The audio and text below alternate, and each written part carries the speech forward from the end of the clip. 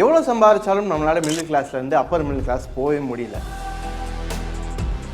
நம்ம என்ன தான் நம்ம சம்பளம் ஏறினாலும் சரி மிடில் கிளாஸே தான் இருக்கும், அப்பர் மிடில் கிளாஸ்க்கு மூவ் பண்ணவே முடியல. எதனால நம்ம இந்த நிலைமையில் இருக்கும், எதை நம்மளை வச்சு ட்ராக் பண்ணி வச்சுருக்காங்க, அதான் இந்த வீடியோ டீட்டெயிலாக பார்க்க போகிறோம். So this is Deepak Kumar, co-founder of trade H. வாங்க வீடியோ கொடுக்கலாம்.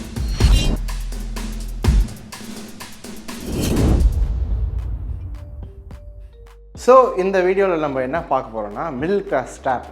ஏன்னா நம்ம ரீசெண்டாக பார்த்தீங்கன்னா என்னென்ன பண்ணணும், இப்படி சம்பாதிக்கணும், என்னென்ன ஸ்ட்ராட்டஜிஸ் இருக்குது, அதை பற்றி தான் போட்டிருப்போம். இந்த வீடியோ எதுக்குன்னா, இப்போ தான் தீபாவளி முடிஞ்சிருக்கு, முக்கால்வாசி காசெல்லாம் செலவு பண்ணியிருப்போம், திருப்பியும் சம்பாதிக்கணும், அதை வந்து சேர்த்து வைக்கணும், அந்த மூடுக்குள்ளே போகும்.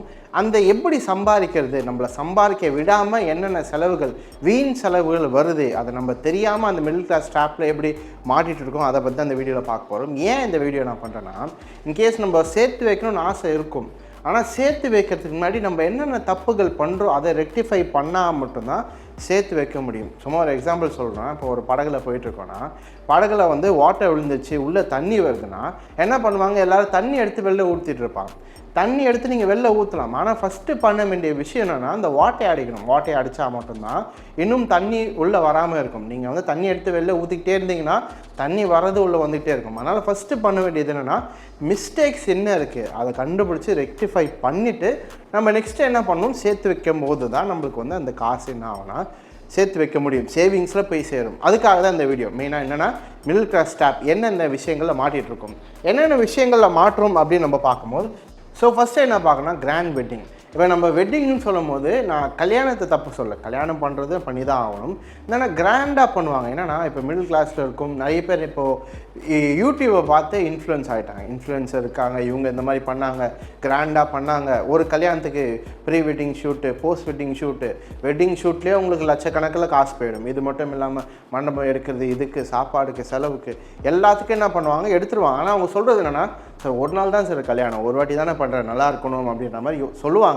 அதெல்லாம் கரெக்டு தான். ஆனால் அந்த ஒரு நாளுக்காக நம்ம வாழ்நாள் ஃபுல்லாக கஷ்டப்பட வேண்டியதாக இருக்குது. ஏன்னா நம்ம பார்த்துருக்கோம் என்னென்னா, அந்த டைமில் வந்துட்டு அது நல்லா தான் இருக்கும், ஒரு நாள் தான் நம்ம பண்ணுற மாதிரி இருக்கும். ஆனால் அது கடன் அடைக்கிறதுக்கு பல வருஷங்கள் ஆகுது. சில பேர் இன்னும் கடன்லேயே இருக்கவங்களாம் இருக்காங்க, கல்யாணம் பண்ணிவிட்டு இன்னும் கடன்லேயே இருக்காங்க. ஏன்னா கல்யாணம் பண்ணிட்ட பிறகு மற்ற செலவுகள்ன்றது வந்துக்கிட்டே தான் இருக்கும். நாளைக்கு நம்மளுக்கு குழந்தை பிறக்குது, இல்லை ஏதோ ஒரு விஷயங்கள் வருதுன்னா செலவு வந்துக்கிட்டே தான் இருக்கும். அப்போ நீங்கள் என்ன பண்ணுவீங்க, கடன் மேலே கடன் வாங்கிட்டே தான் இருப்பீங்க. ஃபஸ்ட்டு ஒன்று ஸ்டார்ட் ஆகும், அதுலேருந்து என்ன ஆகிட்டு இருக்கும், கடன் மேலே கடன் வாங்கி வாங்கி வாங்கி வாங்கி கடைசியில் என்ன பண்ண முடியும்னா கடனே கட்ட முடியாத நிலைமைக்கு போனவங்க நிறைய பேர் இருக்காங்க. அதனால் கல்யாணம் தப்பு கிடையாது, கல்யாணம் பண்ணுறது நம்ம பண்ணி தான் ஆகணும்.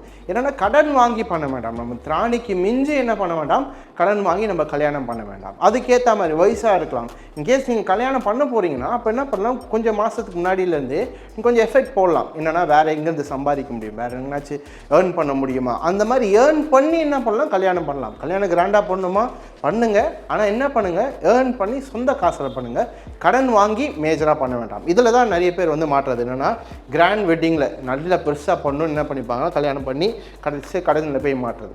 நெக்ஸ்ட் என்ன பார்க்கணுன்னா எக்ஸ்பென்சிவ் கிஃப்ட்டு கொடுக்கும் போதே நம்மளுக்கு என்னென்னா, மற்றவங்க நம்மளை என்ன நினைப்பாங்க, கம்மியாக கொடுத்தா நம்மளை என்ன நினைப்பாங்க, அதனால் கொடுத்தாலே நம்மளுக்கு என்ன பண்ணணும், பெரிய கிஃப்டாக கொடுக்கணும், அதுவும் மற்றவங்களோட நம்ம பெருசாக கொடுக்கணும். அந்த கம்பேரிசனில் என்ன பண்ணுவோம் பார்ப்பாங்க. இப்போ நார்மலாக வந்து நம்ம வாழ்க்கையே ஒரு கம்பேரிசனில் தான் போய்ட்டுருக்கு. எப்போ எடுத்தாலும் சரி பக்கத்து வீட்டுக்காரோட நம்ம சூப்பராக பண்ணணும், பெருசாக இருக்கணும், இதை பண்ணணும், அதை பண்ணணும். நீங்கள் கம்பேர் பண்ணிங்கன்னா உங்களால் மிடில் கிளாஸ் ட்ராப்லேருந்து வெளில வரவே முடியாது.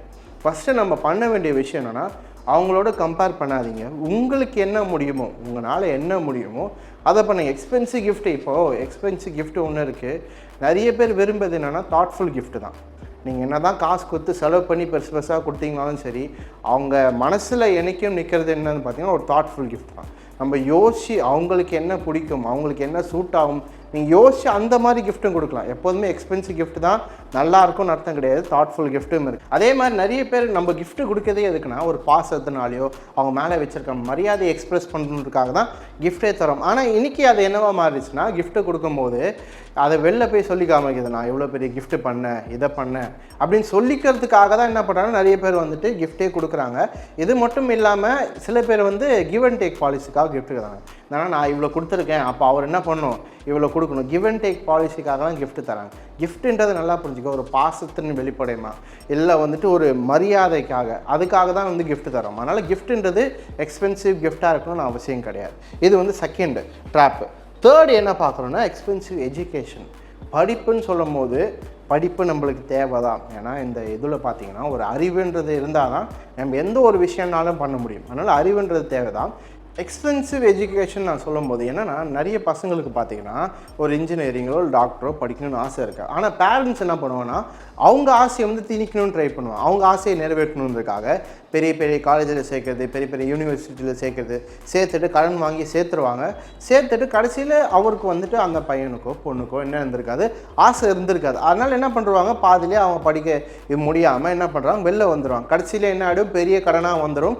கடன் வந்தோடனே என்ன சொல்கிறதுன்னா, நான் உன்னை படிக்க வைக்கிறதுக்காக தான் இதெல்லாம் பண்ணேன். கடைசியில் நம்ம என்ன பார்க்கலன்னா, அவருக்கோ இல்லை அவளுக்கோ என்ன விருப்பம் இருக்குது, என்ன இது மேலே, என்ன ப்ரொஃபஷனல் மேலே அவங்களுக்கு டிசையர் இருக்குன்னு பார்த்து நம்ம பண்ணல. அந்த மாதிரி பார்க்காம நம்ம விருப்பத்துக்காக நம்ம பெரிய பெரிய காலேஜ் சேர்த்தோன்னா கடைசியில் நம்ம எங்கே போய் முடியும்னு பார்த்தீங்கன்னா கடனில் தான் முடியும். கடன்ன்றது கண்டிப்பாக நம்மளுக்கு என்ன ஆகிட்டே இருக்கும், சேர்த்துக்கிட்டே தான் இருக்கும். இந்த இடத்துல கூட பார்த்தீங்கன்னா நம்மளுக்காக என்னென்னா, நம்ம வந்து மற்றவங்க முன்னாடி கெத்தாக இருக்கணும், ஒரு பெருமையாக இருக்கணுன்றதுக்காக தான் நிறைய பண்ணணும். இந்த மிடில் கிளாஸ்க்கே பார்த்தீங்கன்னா மற்றவங்க என்ன பார்க்குறாங்க, மற்றவங்க என்ன நம்மளை நினைக்கிறாங்க, அதுக்காக தான் நம்ம என்ன பண்ணுறோம், நிறைய விஷயங்கள் பண்ணணும். ஃபஸ்ட்டு நம்ம வர வேண்டியது அந்த ஷெல்லேருந்து வெளில வரணும். மற்றவங்க என்ன நினைக்கிறாங்கன்றது வெளில வந்தால் மட்டும்தான் நம்ம மிடில் கிளாஸ் ட்ராப்லேருந்து தப்பிக்க முடியும். ஸோ இது மூணாவது விஷயம் என்னென்னா எக்ஸ்பென்சிவ் எஜுகேஷன். நாலாவது என்ன பார்க்க போகிறோம்னு பார்த்தீங்கன்னா கீப்பிங் அப் வித் ட்ரெண்டு. என்னன்னா, இப்போ எதனாச்சும் ஒரு புதுசாக வந்துருச்சுன்னு வச்சுக்கோங்களேன், அது நம்மளும் வாங்கி ஆகணும். ஏன்னா ஃபுல்லாக இப்போ பார்த்தீங்கன்னா சோஷியல் மீடியா உலகத்தில் தான் இருக்கும். எது பண்ணாலும் புதுசாக எதனாச்சும் வந்ததுன்னா சோஷியல் மீடியாவில் வந்துடுது. அது பார்த்தவொடனே நம்ம வாங்கணும்னு ஆசை. இப்போ செலிப்ரிட்டிஸ் இருக்காங்க, இன்ஃப்ளூயன்சர் இருக்காங்க. இப்போ சும்மா ஒரு சாப்பிட்றாங்க, ஒரு ஏதோ புது ஹோட்டலில் சாப்பிட்றாங்கன்னு வச்சுக்கோங்களேன், அந்த ஹோட்டலில் போய் சாப்பிட்றோம். ஏதோ புது டிஷ்ஷு உருவாக்குறாங்க, அதை என்ன பண்ணணும், ட்ரை பண்ணி பார்க்கணும். புது ஐஃபோன் வருது, அதை என்ன பண்ணணும், வாங்கணும். என்னென்னா தேவையில்லாத பொருளை கூட என்ன பண்ணுறாங்க, வாங்க ஆரம்பிச்சுறாங்க. கடன் வாங்கி தான். ஏன்னா இப்போ கடன் வந்து பார்த்திங்கன்னா அசால்ட்டாக கொடுக்க ஆரம்பிச்சிட்டாங்க. கால் பண்ணி கொடுக்குறாங்க. கிரெடிட் கார்டு வேணுமா, கடன் வேணுமா, 3 லட்சம் இருக்குது, 4 லட்சம் இருக்குது, கடன் வாங்கிக்குவாங்க. அப்போ என்ன ஆகுதுன்னா, நம்மக்கிட்ட காசு இல்லைனா கூட அதை வாங்கிறதுக்கு ஆசை என்ன பண்ணுறாங்கன்னா தூண்டிடுறாங்க. என்னென்னா மாதம் 5000 ரூபா தான் இஎம்ஐ கட்டிட்டு போயிடலாம், மாதம் 5000 ரூபா 6000 ரூபா கட்டிடலாம், ஈஸியாக கட்டிடலாம்னு நினைக்கிறாங்க. ஆனால் ஒரு அன்எக்ஸ்பெக்டட் சுச்சுவேஷன் வரும்போது தான் என்ன பண்ணிக்கிறாங்க, மாட்டிக்கிறாங்க. என்னென்னா நாலாவது விஷயம் என்ன பார்க்கணும், கீப்பிங் அப் வித் ட்ரெண்டு கூட நம்ம அப்படியே என்ன பண்ணியிருக்கணும், அப்படியே ஜாயினாக இருக்கணும். இப்போ என்ன ட்ரெண்டு வருதோ அதை நான் இருக்கணும். மற்றவங்கள நான் பார்த்து பரவாயில்லப்பா சூப்பராக இருக்கா, ட்ரெண்டில் இருக்காருப்பா, ட்ரெண்டிங் மேன் அப்படின்னு சொல்லணும். அதுக்காக தான் நம்ம என்ன பண்ணுறோம், இந்த விஷயங்கள்லாம் பண்ணுறோம். இது வந்து நாலாவது விஷயம். அஞ்சாவது என்ன பார்க்குறோன்னா இம்பல்சிவ் பையிங். என்னென்னா, ஒரு விஷயம் இருக்குதுன்னு வச்சுக்கோங்க. நார்மலாக நம்ம வீட்டில் ஏதோ மிக்ஸியோ ஏதோ ரிப்பேர் ஆகிடுச்சுன்னு வச்சுக்கோங்க, நம்மளுக்கு என்ன தோணுன்னா, நார்மலாக வந்து ரிப்பேர் பண்ணலான்னு தோணும். ஆனால் இதுவே வந்து நம்ம நெட்டில் வந்து பார்க்குறோம், என்னென்னா டிஸ்கவுண்ட் போட்டு விற்கிறாங்க, 50% டிஸ்கவுண்ட், 60% டிஸ்கவுண்ட் போட்டு விற்கிறாங்கன்னு வச்சுக்கோங்க. நம்ம ரிப்பேர் பண்ணுற மைண்ட் செட் போயிட்டு காசு கொடுத்து மொத்தமாக வாங்கிடலாமே, இது போயிடுச்சுல, பழசாயிடுச்சுல, என்ன பண்ணலாம், அதை கொடுத்துட்டு புது பொருளாக வாங்கிடலாமே. தேவையில்லாத பொருள். நம்ம நார்மலாக 500 ரூபா கொடுத்து அந்த மிக்சியை ரிப்பேர் பண்ண முடியும். ஆனால் என்ன பண்ணுவோம், 5000 ரூபா 6000 ரூபா கொடுத்து என்ன பண்ணிப்போம், புது மிக்சி வாங்கி நம்ம தலையிலே நம்ம என்ன பண்ணிப்போம், மண்ணாளி கொட்டிப்போம். இந்த மாதிரி தான் நார்மலாக என்ன பண்ணுறாங்க, இம்பல்சிவ் பையிங். இதுக்காக தான் ஆக்ட்ஸ் கொடுத்துக்கிட்டே இருப்பாங்க. இவ்வளோ டிஸ்கவுண்ட்டு, நான் போன வீடியோவில் கூட சொல்லியிருப்பேன், இந்த நம்பர்ஸை வச்சு தான் நம்ம எமோஷன்ஸில் ப்ளே பண்ணுறாங்க. எமோஷன்ஸில் ப்ளே இன்னொன்று பார்த்தீங்கன்னா அதோட உண்மையான விலையே அவ்வளோதான் இருந்திருக்கும். அவங்க 50% 60% டிஸ்கவுண்ட் சொல்லி விற்கிறாங்க. ஆனால் உண்மையான விலையே அந்தளவு தான் இருந்திருக்கு. என்னென்னா நம்மளை வந்து எமோஷன்ஸை கண்ட்ரோல் பண்ணுறதுக்கு, ஏமாற்றுறதுக்காக இந்த நியூஸு, இந்த விஷயங்கள் எல்லாமே யூஸ் பண்ணுவாங்க. அதனால் நீங்கள் உஷாராக இருக்கணும். இந்த விஷயங்கள்லாம் எப்போதுமே நல்லா புரிஞ்சுக்கோங்க. ஃபஸ்ட் ஆப்ஷன் ரிப்பேர் பண்ண முடியுமா, ரிப்பேர் பண்ண முடியலன்னா தான் செகண்ட் ஆப்ஷன் எப்போதுமே போகணும். ஓகே, இது வந்து அஞ்சாவது விஷயம். ஆறாவது என்னென்னா டிசைனர் க்ளோத்ஸ். இந்த வந்து என்ன பண்ணுவாங்கன்னா, நார்மல் துணி இருக்கும், அதை விட்டுட்டு இந்த பெரிய பெரிய பிராண்டில் தான் வாங்கணும், அப்போ தான் நம்மளை மதிப்பாங்க, அந்த லோகோ பார்த்தா தான் ஒரு மதிப்பு இருக்கும். ஃபார் எக்ஸாம்பிள் வந்து ஃபோனை எடுத்துக்கோங்களேன். ஃபோன் வந்து நார்மல் ஆண்ட்ராய்டே வாங்கலாம், இருந்தாலும் என்ன பண்ணும், எது ஐஃபோன் தான் வாங்கணும் அப்படின்னு கேட்பேன். நீங்கள் ஐஃபோன் வச்சுருக்கவங்க போய் கேளுங்க, ஐஃபோன் எதுக்கு யூஸ் பண்ணுறீங்கன்னு கேட்டிங்கன்னா முக்காசி எதுக்கு யூஸ் பண்ணுறாங்கன்னு தெரியாது. என்ன சொல்லுவாங்கன்னா, ஐ மெசேஞ்சர் இருக்குது, இது இருக்குது, அது இருக்குதுன்னு சொல்லுவாங்க. அந்த ரீசனுக்காக யூஸ் பண்ணவே இல்லை. என்னென்னா லோகோ இருக்குது, லோகோவை பார்த்தா மற்றவங்க மதிப்பாங்க, மற்றவங்க வந்து கெத்தாக பேசுவோம், அதுக்காக தான் மெயின் ரீசன். இப்போ நார்மலாக நம்மளே யோசிச்சு பாருங்கள், எத்தனை பேர் ஐஃபோன் வச்சுருக்கோம், ஐஃபோன் வச்சுருப்பீங்க, எத்தனை அவருக்கு அது கெத்து நிற்குதுன்னா ரொம்ப அவருக்குலாம் கிடையாது. யாராச்சும் ஒருத்தர் பார்த்தாங்கன்னா ஒரு செகண்ட் பார்ப்பார், ஐஃபோன் வச்சுருக்காருப்பா, அவ்வளோதான். அவர் பார்த்துட்டு அவர் வேலையை அவர் பார்த்துட்டு போயிட்டே தான் இருக்கார். என்ன ஆகுதுன்னா அந்த கெத்து வந்து நீங்கள் நினைக்கிற கெத்து கூட எத்தனை செகண்ட் நினைக்கிறதுனா வெறும் 1 செகண்டோ 2 செகண்ட் தான் நினைக்கிறது. நம்ம ரொம்ப கூட நினைக்கிறது இல்லை. எதுவும் என்ன பண்ணுறாங்கன்னா சில பேர் வந்து வெறும் கம்மியாக சம்பாதிக்கிறவங்க 15,000 சம்பாதிக்கிறவங்களாம் என்ன பண்ணுறாங்கன்னா அவங்களுக்கு ஐஃபோன் வாங்க முடியலனா கூட என்ன பண்ணுவாங்க 3 வருஷம் 4 வருஷம் 5 வருஷம் இஎம்ஐ போட்டு ஐஃபோன் வாங்கிடுறது. அதுக்கப்புறமா என்ன பண்ணுறது, கஷ்டப்படுறது. என்னென்னா கேட்போம் எவ்வளோப்பா சம்பளம் அப்படின்னா இவ்வளோ தான் சம்பளம். ஆனால் எதுக்கு ஐஃபோன்னா எல்லோரும் பார்க்குறாங்களா சார், கால் எடுத்து பேசும்போது நல்லா இருக்குது. எதுக்கு எடுத்தாலும் என்ன பண்ணுறது, அந்த உள்ளே இருக்க அந்த கெத்துக்காக தான் முக்கால்வாசி எல்லா விஷயமும் பண்ணுறோம். புரிஞ்சிக்க வேண்டிய விஷயம் என்னென்னா நம்ம கெத்துக்காக பண்ணோன்னா இந்த மிடில் கிளாஸ் ஸ்டாப்லேருந்து நம்மளால் முன்னேறவே முடியாது. இதுதான் உண்மையான விஷயம். அதனால் என்ன பண்ணுங்கன்னா எப்போதுமே வந்து உங்களுக்கு என்ன தேவையோ அதை மட்டும் வாங்க. இது வந்து 6வது விஷயம். நெக்ஸ்ட்டு நம்ம பார்க்குறது என்ன பார்த்திங்கன்னா 7வது விஷயம் டைனிங் அவுட். என்னென்னா நிறைய வந்து வெளில போய் சாப்பிட்றது. வெளில சாப்பிட்றது என்னென்னா இப்போ இன்கேஸ் நம்ம பர்ச்சேஸ் போகிறோம் அந்த மாதிரி டைமில் வெளில சாப்பிட்றது அவசியம். அதெல்லாம் சாப்பிட்லாம். நான் நார்மலாக என்ன சொல்கிறேன்னா மாதத்துக்கு என்ன பண்ணுவாங்கன்னா 30 வாட்டி வெளில தான் சாப்பிடுவாங்க. அது வேறு பிளான் வேறு போட்டு வச்சுருப்பாங்க. மாதத்துக்கு 20 நாள் வெளில சாப்பிட்றோம். அதுவும் வந்துட்டு என்னென்ன லிஸ்ட்டு இங்கே சாப்பிட்ணும், இதை சாப்பிட்ணும், இன்றைக்கி இதை டேஸ்ட் பண்ணணும், அந்த மாதிரி நம்ம போயிட்டே இருந்தோன்னா இப்போ பார்க்குறது வந்து ஃபுட்டுக்கு தான் நிறைய செலவு பண்ணுறாங்க. இது மட்டும் இல்லாமல் இப்போ ரீசெண்டாக பார்த்தீங்கன்னா நிறைய டெலிவரி ஆப்பும் வந்துருச்சு. டெலிவரி ஆப்பில் வந்துட்டு அப்பப்போ ஆடு கொடுத்துட்ருக்காங்க. இது 50% 30% டிஸ்கவுண்ட் அப்படின்னு கொடுக்குறாங்க. அப்படி கொடுக்குறதெல்லாம் ஓகே தான். ஆனால் கடைசியில் பார்த்தீங்கன்னா என்ன போட்டிருப்பாங்க, டெலிவரி சார்ஜ் ஒன்று போட்டிருப்பாங்க. அது மட்டும் இல்லாமல் பேக்கேஜிங் சார்ஜ் ஒன்று போட்டிருப்பாங்க. இது மட்டும் இல்லாமல் நீங்கள் நேரில் போய் வாங்கினா கம்மியாக தான் இருக்கும். எப்போதுமே நீங்கள் ஒரு கடையில் வந்து பாருங்கள், நேரில் போய் 100 ரூபாய்க்கு ஒரு பிரியாணி வாங்கினீங்கன்னா அதில் 130 ரூபா 140 ரூபா கொடுத்துருப்பாங்க. இது எல்லாமே சேர்த்திங்கன்னா 100 ரூபா பிரியாணி உங்களுக்கு 60 ரூபா எக்ஸ்ட்ரா வரும். உங்களுக்கு 60% வந்து எக்ஸ்ட்ரா கொடுக்குறாங்க உங்கள்கிட்ட இருந்து. என்னன்னா ஒரு சாப்பாடுக்கும். இது தெரியாமல் தான் நம்ம என்ன பண்ணிட்டுருக்கோன்னா இந்த டெலிவரி ஆப்லலாம் வாங்கி சாப்பிட்டுட்ருக்கோம். இது மட்டும் இல்லாமல் ஃபோனில் வீடியோஸ் பார்க்குறது, வீடியோஸ் பார்த்துட்டு இங்கே நல்லா இருக்கா அப்படின்னோடனே அங்கே போகணுன்னு ஆசைப்படுறோம். நான் என்ன சொல்கிறேன்னா போங்க, ஒன்றும் பிரச்சனை இல்லை. மாதத்துக்கு ஒரு இடம் எடுத்துக்கோங்க, அந்த இடத்துக்கு போங்க. உங்களுக்கு காசு இருக்கா தாராளமாக போய் சாப்பிடுங்க. மாதத்துக்கு 2 இடம் உங்களால் சாப்பிடணுமா தாராளம் சாப்பிடுங்க. என்னென்னா ஓவர் இது பண்ணிக்க வேண்டாம். என்னென்னா டெய்லியும் சாப்பிட்ணும். இது கேட்டதுக்கு ரீசன் என்ன சொல்லுவாங்கன்னா சார் எக்ஸ்பீரியன்ஸ் பண்ணணும் சார், இப்போ தான் நம்ம அனுபவிக்க முடியும் வாழ்க்கையை, பெருசான அனுபவிக்க முடியாது அப்படின்னு சொல்லுவாங்க.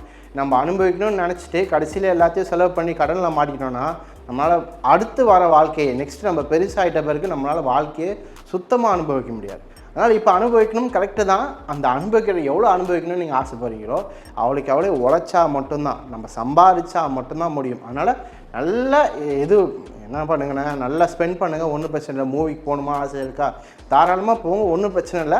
அதுக்கேற்ற மாதிரி நம்ம என்ன பண்ணலாம், நம்ம ஸ்கில்ஸை எப்படி நம்ம ஏற்றிக்கலாம், நெக்ஸ்ட் நம்ம எப்படி சேலரி இன்க்ரீஸ் பண்ணலாம். என்ன பண்ணுவாங்கன்னா சில பேர் ஒரு லெவலில் இருந்தாங்கன்னா அந்த லெவலுக்கு மேலே என்ன பண்ண மாட்டாங்க, போகிறதுக்கு ட்ரை பண்ண மாட்டாங்க. இதுவே சேஃபாக இருக்குது, இங்கேயே இருந்துக்கலாம். அப்படி இருந்தோன்னா நம்ம மிடில் கிளாஸ் ஸ்டாப்லேருந்து வர முடியும். நம்மளை எப்படி மெருகேற்றிக்கலாம், என்னென்ன ஸ்கில்ஸ் நம்மளால் கற்றுக்க முடியும், இந்த மாதிரி விஷயங்கள் கற்றுக்கிட்டால் மட்டும்தான் நம்மளால் என்ன பண்ண முடியும், மிடில் கிளாஸ்லேருந்து தப்பிக்க முடியும். அதே மாதிரி நல்லா புரிஞ்சுக்கோங்க, ஸ்கில்ஸ் கற்றுக்கிட்டால் மட்டும் கிடையாது, இந்த ட்ராப்ஸ்லேருந்து நம்ம தப்பிச்சா மட்டும்தான். ஸ்கில்ஸ் எவ்வளோக்கு முக்கியமோ அதோட இந்த விஷயங்கள் ரொம்ப முக்கியம். ஏன்னா ஒருத்தர் வந்து அப்படியே சம்பாரிச்சிட்டே போயிடுவார். இப்போது ஸ்டார்டிங்கில் வந்து 15,000 ரூபாய் வாங்கிட்டு இருப்பார், இப்போ 1 லட்ச ரூபா வாங்கிட்டு இருப்பார். என்ன சொல்லுவார்னா அதே டைலாக் தான், எவ்வளோ சம்பாரிச்சாலும் பத்தலை. ஸ்கில்ஸை டெவலப் பண்ணி 1 லட்ச ரூபா சம்பாதிக்கிறேன், ஆனால் சொல்கிற டைலாக் என்னென்னா எவ்வளோ சம்பாரிச்சாலும் பத்தலை. அப்போ பிரச்சனை எங்கே இருக்குன்னா இந்த ட்ராப்ஸில் தான் இருக்குது. அதனால் நீங்கள் ஃபஸ்ட்டு புரிய வேண்டிய விஷயம்னா இந்த ட்ராப்லேருந்து எப்படி வெளில வர்றது, இதை தான் நம்ம ஃபஸ்ட்டு புரிஞ்சுக்கணும். ஸோ இந்த வீடியோவிலேருந்து நம்ம என்ன கற்றுக்கணும்னா prevention is better than cure. வருமுன் காப்பது நல்லது. ஏன்னா நான் நிறைய பேர் வந்துட்டு செலவு பண்ணிவிட்டு அதுக்கப்புறமா கஷ்டப்படுவாங்க. ஐயோ செலவு வந்துடுச்சு, லோன் வாங்கிட்டோமே, கடனில் மாட்டிக்கிட்டோமே. நீங்கள் கடன் வாங்குறதுக்கு முன்னாடி யோசிச்சு பாருங்கள், இது நம்மளுக்கு தேவையா, நம்மளுக்கு இது வாழ்க்கையில நெக்ஸ்ட் நம்மளுக்கு அஃபெக்ட் ஆகுமா, யோசித்து பார்த்துட்டு என்ன பண்ணுங்கள், ஒரு வைஸ் டிசிஷன் எடுங்க. ஏன்னா நம்ம நார்மலாக பார்க்குறோம் இந்த மாதிரி கடன் வாங்கி கஷ்டப்பட்டவங்க நிறைய பேர் இருக்காங்க. அவங்களிலேருந்து என்ன பண்ணிக்கலாம், நம்ம எக்ஸாம்பிளாக எடுத்துக்கலாம். என்னென்னா எக்ஸாம்பிளாக எடுத்துகிட்டு நம்ம அந்த நிலைமைக்கு போக வேண்டாம். ஏன்னா அவங்கள நான் தப்பு சொல்ல முடியாது, என்னென்னா அவங்களுக்கு தெரியலை அதனால் பண்ணிட்டாங்க. இப்போ நம்ம தெரிஞ்சதுனால நம்ம என்ன பண்ண வேண்டாம், அந்த சுச்சுவேஷனுக்கு அந்த நிலைமைக்கு நம்ம போக வேண்டாம். தெரிஞ்சு இந்த வீடியோ பிடிச்சிருக்குன்னு நினைக்கிறேன். எப்படி மிடில் கிளாஸ் ஸ்டாப்லேயே நம்மளை வச்சுட்டு இருக்காங்க, எப்படி நம்மளால் வந்து அதை மிஞ்சி மேலே போக முடியல, அப்பர் மிடில் கிளாஸ் போக முடியலன்னா இந்த ட்ராப்ஸ்னால தான். இந்த ட்ராப்ஸ்லேருந்து நீங்கள் வெளில வந்தீங்கன்னா மட்டும்தான் நம்மளால் என்ன பண்ண முடியும்னா அடுத்த லெவலுக்கு போக முடியும். ஸோ இந்த வீடியோ யூஸ்ஃபுல்லாக இருந்திருக்குன்னு நினைக்கிறேன். இதே மாதிரி நான் அவங்க அடுத்த வீடியோ சந்திக்கிறேன். Until then, take care. Bye.